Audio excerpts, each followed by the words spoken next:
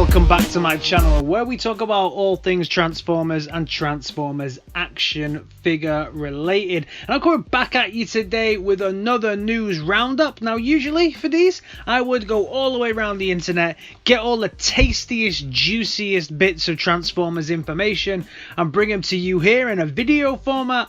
However, today there's only one place I needed to go, and that was HasbroCon 2020. So today I'm going to talk to you all about everything that's just happened over the last couple of hours, all the releases, all of the trailers, and then we can have a good chat about it down in the comments. So as always guys, if you're new around here, give us a like, a share, and a subscribe, and it really helps my channel out. And with that, let's crack on with what just happened at HasbroCon.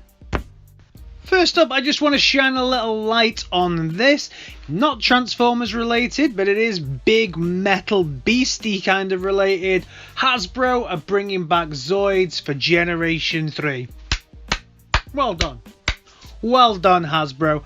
Really nice. As soon as I kind of zoomed in to see the Transformers section, the first thing I was greeted with was the fact that they are bringing Zoids back for Generation 3.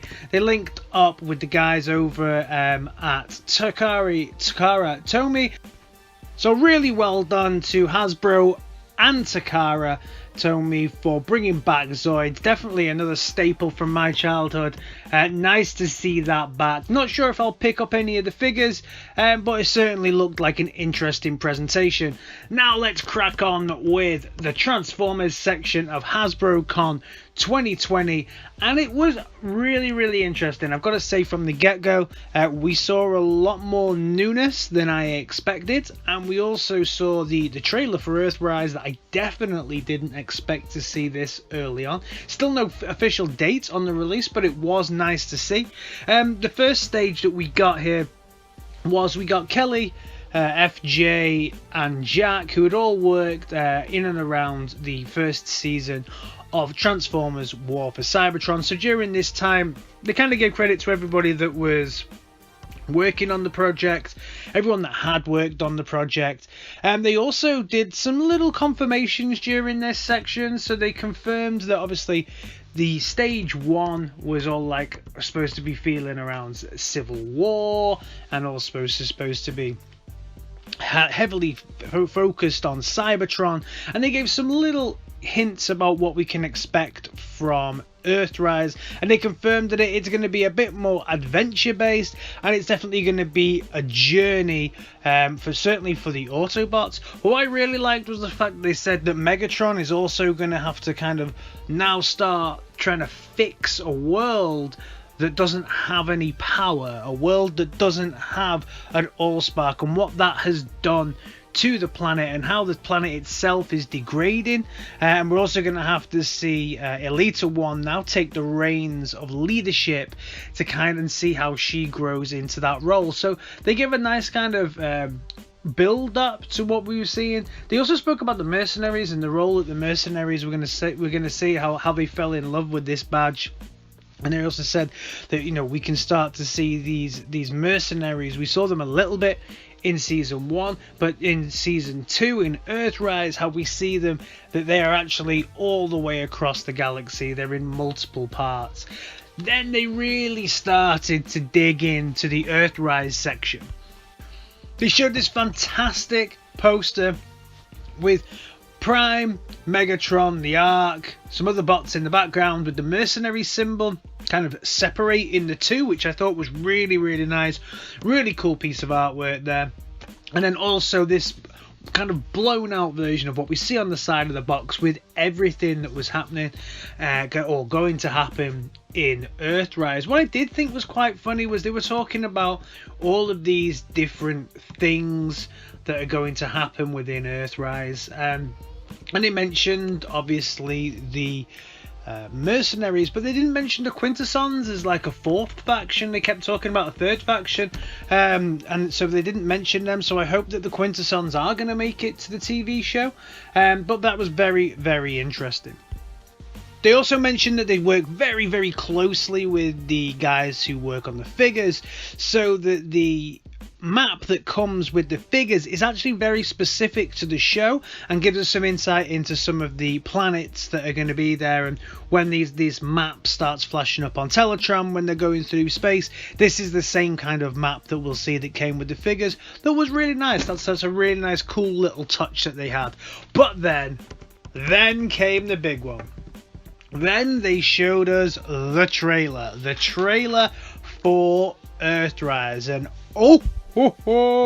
it was quite simply pretty awesome. It all starts off with Megatron lamenting what has happened to Cybertron, and he's very subdued, and I think this is a beautiful speech. I can't wait to hear Megatron's voice again with some new voice work, because I just think that this voice is just absolutely fantastic. It's a fantastic version of Megatron. Can't wait to see season 2 of this. It's going to be beautiful. We get to see Jetfire with his Autobot symbol for the first time, and looking from the back of someone's head. I'm trying to work out whose head this is that we're looking from behind. It looks blue. I don't think Magnus comes back yet, so let me know your thoughts down in the comments, who you think this is.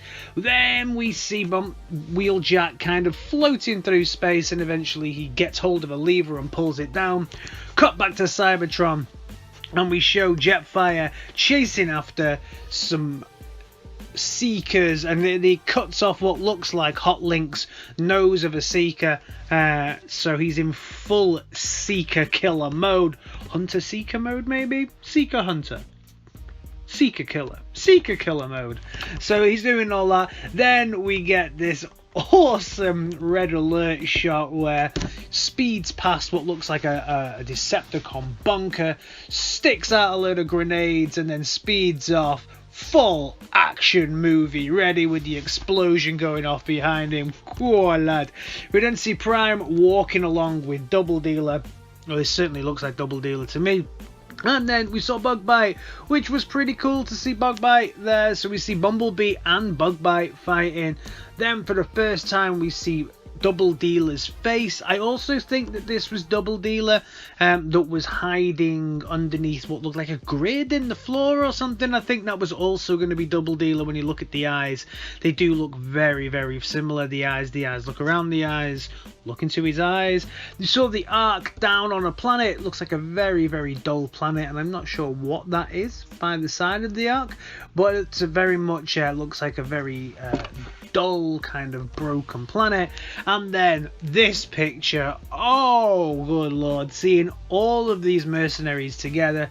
So the Coneheads along with Bugbite and Exhaust, just awesome. I think it's quite funny because I think originally certainly Snapdragon was a mercenary originally. I don't think Apeface was. It would have been nice to see Snapdragon as a mercenary, to see him in the show. Maybe that's why they changed Snapdragon to being a Decepticon, because maybe he hasn't made it to the show and they wanted other mercenaries to be there. But it's nice to see some of these Gen Select characters now actually coming to life in the show, which is pretty cool. Fantastic way to wrap up the first part of the show, where they were going to be dropping some secrets and stuff like this. Absolutely awesome. Hyped for this trailer. Let me know down in the comments whether or not you're hyped for this now. Every time I see a trailer for a new Transformers thing, I get hyped. But this one, yeah, this definitely got me. Then we went on to the product team, who actually had some product surprises for us. I thought there was absolutely no way we were going to get any surprises here. We've seen everything. Tauntaun's reviewed everything. Prime vs. Prime's reviewed everything that is coming. But no, we got some reveals here as well. So they spoke a lot, first of all, about Kingdom and about the golden disc, which is actually in the middle of this box here, and how that's going to play a part. They also started to speak about how they've mixed everything together, and it looks like there's going to be some time travel basically involved here, because they wanted to have a way where all of the lines were going to be able to mix together via this golden disc, and people were going to be able to alter their destinies and things like this. So it'll be an interesting concept to see how Kingdom actually works and how this all comes together. But the poster art for it looks great. Then onto the figures. So first one, Cheetor. I've covered this numerous times on my channel, and actually we've seen reviews of this now, so we kind of knew this was coming. This is a nice enough, I'm sure if you like Beast Wars you'll love it. We then moved on to Rat Trap. Again, they showed some product shots and we've even seen reviews of this guy now, so I'm not going to spend too much time on it, but they did start to speak a little bit more of the basically core is now legend class. So everything that used to be kind of legend size, this is how big these ones are going to be, the core size. Then moved on to something that I've seen no in-hand images for, and something that I'm very excited for, which is the Voyager class version of Cyclonus. I can't wait for this. This looks absolutely great. They were talking about how much they'd really tried to make sure this guy doesn't have a backpack, and in the alt mode still stays very sleek, and I have to say in hand this actually looks a lot sleeker than it did on the product shot. I thought the product shot, when they showed us that, it looked a little boxy at the back, but I think here, proportions wise, it does look very, very good. So I'm hugely excited for this. Then they showed the Megatron. Yeah, the Megatron looks okay. We spoke about this in my last video if you want to go and check that. But they did also say that they'd spent a lot of time working with people who do real like dinosaur toys and things like this to make sure they got all the features and the anatomically everything looked good and felt good on this figure. So it's nice to know that they've gone to that level of detail. Then a little bit of a surprise, I guess, they showed us the core version of Optimus Prime. Yeah, nice that they've tried to get so much detail into such a small figure. I guess I just don't see where this sits in personally in what I collect. I already think I already have a Prime that's about this big. It looks okay. I'm not really in too much of a rush to kind of get this. I don't think it's going to play much in the way of the story of Earthrise and the Cybertron trilogy. I think this is just something that's a bit of an add-on. Let me know your thoughts on this one down in the comments. Are you excited by Prime and his offspring Prime, what it looked like from the other picture? Then VERTABEAK. So VERTABEAK is another core class, but is also a kind of fossilizer, so it's going to come apart and weaponize. I'm not too keen on these. Again, I think this is the same with Paleotrex. I'm not entirely sure what this is for. Maybe the animation show will explain more, but transforming into a set of bones, for me, it just doesn't, it sits even with me even worse than flesh form. Is like, what's the point? I don't get it. It's not for me. Maybe it's for you. Are you excited for this? Let me know. But I think this one isn't even as exciting as Paleotrex. Hasn't got that cool wicked metal head. Then moved on to the Black Arachnia. They showed us Black Arachnia. We've seen a lot of Black Arachnia, including full reviews from Tauntaun already, so I'm not going to spend too much time on this. I think this looks nice in its alt mode. It's just the bot mode that I don't really like. Then on to something else that does look pretty dope is Warpath. Warpath looks amazing. Again, spent quite a lot of time on this in other videos if you want to check that out, but it was good to see some in-hand images, and they also showed that this arm piece here can be removed as like an extra set of armor and placed wherever you would like. I think this is an incredible version of Warpath. I can't wait to get my hands on this one. Really cool. And then again, they did show us a little bit on Paleotrex again, the fossilizer. Then something that was a bit of a surprise, I don't think I saw any sneaky images of it here, is Optimus Primal. And I have to say, Yeah, I'm not one for the Beast Wars type ones, and I would still prefer this to have been a more metal version of this, where you had steel instead of fur. But it doesn't look too bad. I think it looks okay. I think it doesn't look too bad.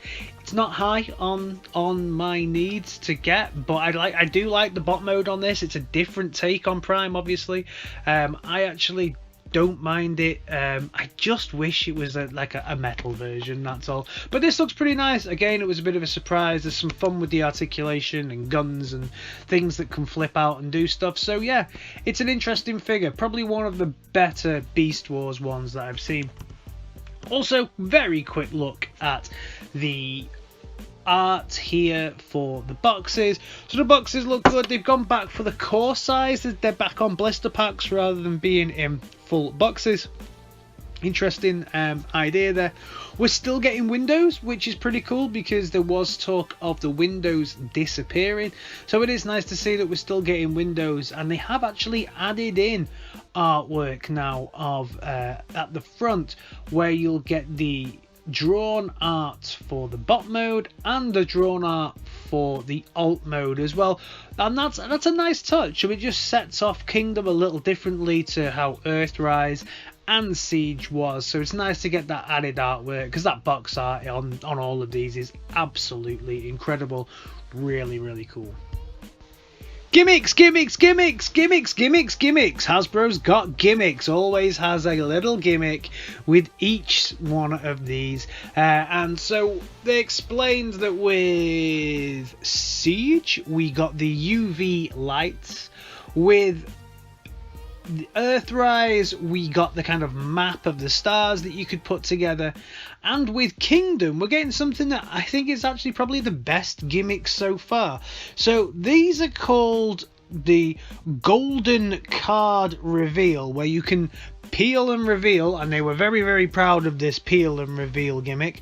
So peel and reveal a character's destiny. So this is, from what I can gather, and correct me if I'm wrong, guys, because I can be, from what I can gather, what will be revealed on this card is not the destiny that we would see in the show, or one that we know, but this will be an alternative destiny that the golden disc could show them. So this, when you reveal what's at the back of this card, you'll see an alternative destiny for Optimus Primal, for Megatron, for anybody else. So that will be interesting to see what they mean by an alternate destiny. Could we see Optimus Primal as a Decepticon? Could you see Megatron, the Earthrise version, or the T-Rex version, leading the Autobots, or a Cybertronic complete piece? So it'd be interesting to see how far they go with it. Always nice for them to do something a little bit different, and this is actually something that I'm pretty excited to see, and I will like to see what all of these cards are for each one of these figures. Then they spoke about Prime.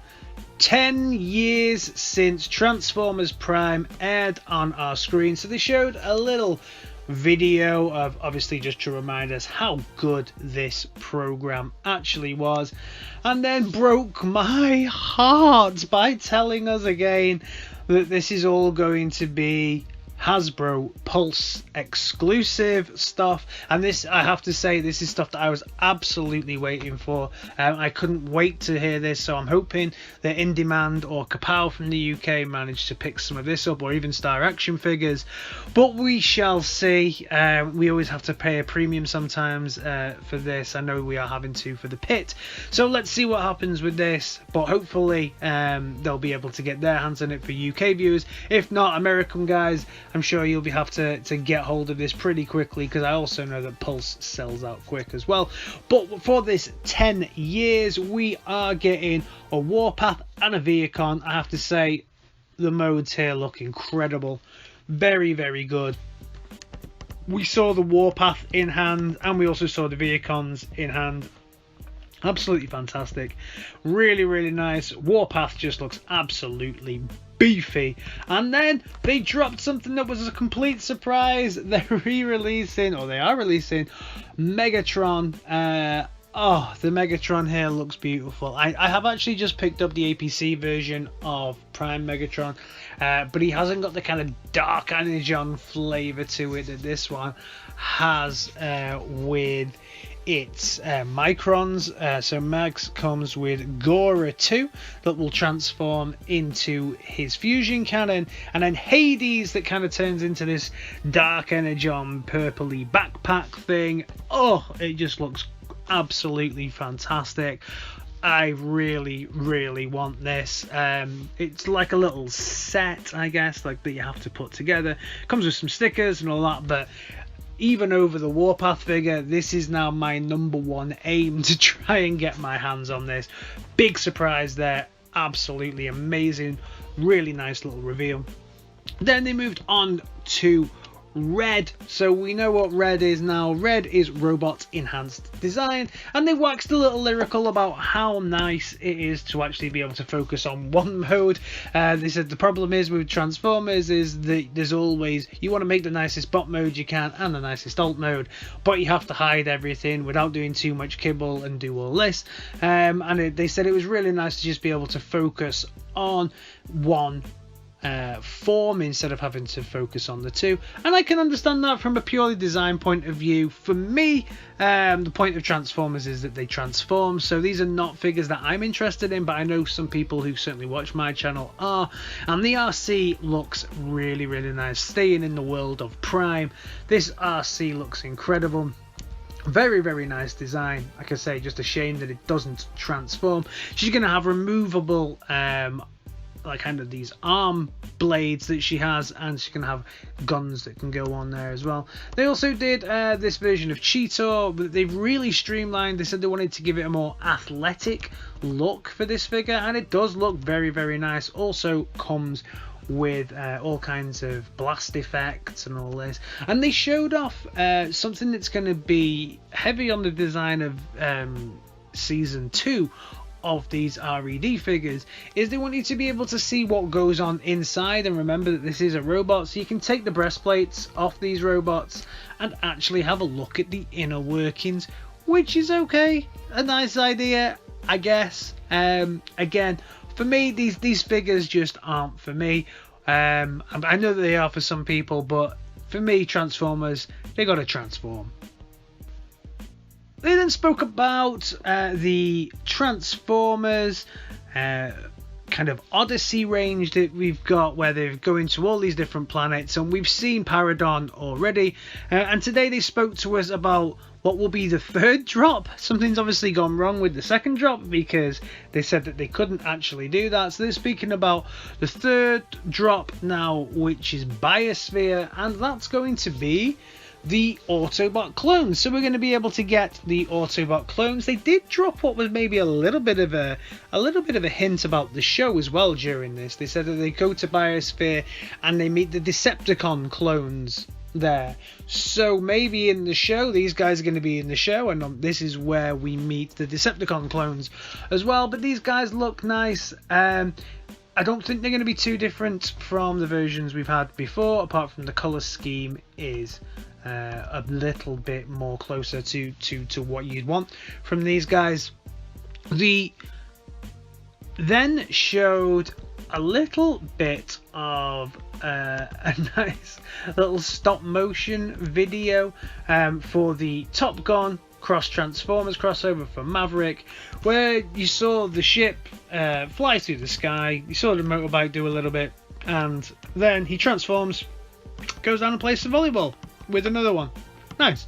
It was a nice little bit of fun. A bit weird though, because I don't know if they were supposed to still all have their microphones on, but this happened quite a few times when they were showing videos and showing little snippet reels, that they would keep talking over it. You'd hear background noise all the time, so I guess Hasbro guys still getting used to doing this. They did also tell us that Maverick did sell out on Hasbro Pulse. However, Maverick is going to be restocked on Hasbro Pulse, so good news.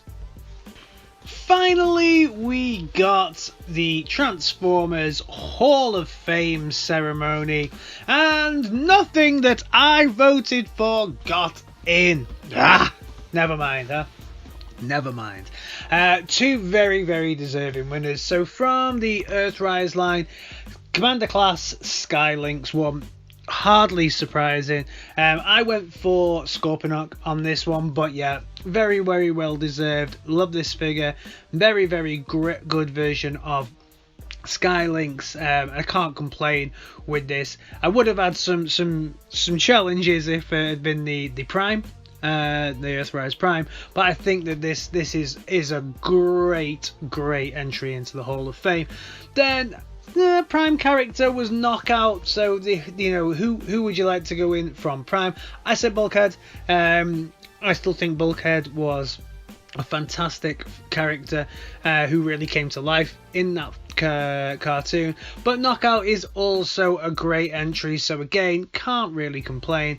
And then the human entry, the voice that went in was GREGG BERGER, and then we saw some of the greatest hits of GREGG BERGER, of course, best known for his work as Grimlock, but I also found out today that he was also the voice of Jetfire, Skyfire, whichever one you want to say. So great entry.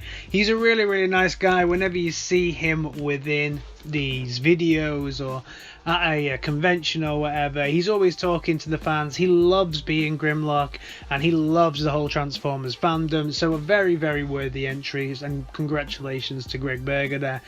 That was it, guys. So they did have a talk with with Peter Cullen and Frank Welker after this, but I didn't really want to cover that as there's no kind of releases and things like that I thought were coming from this. So hopefully we've all enjoyed HasbroCon 2020. I certainly have.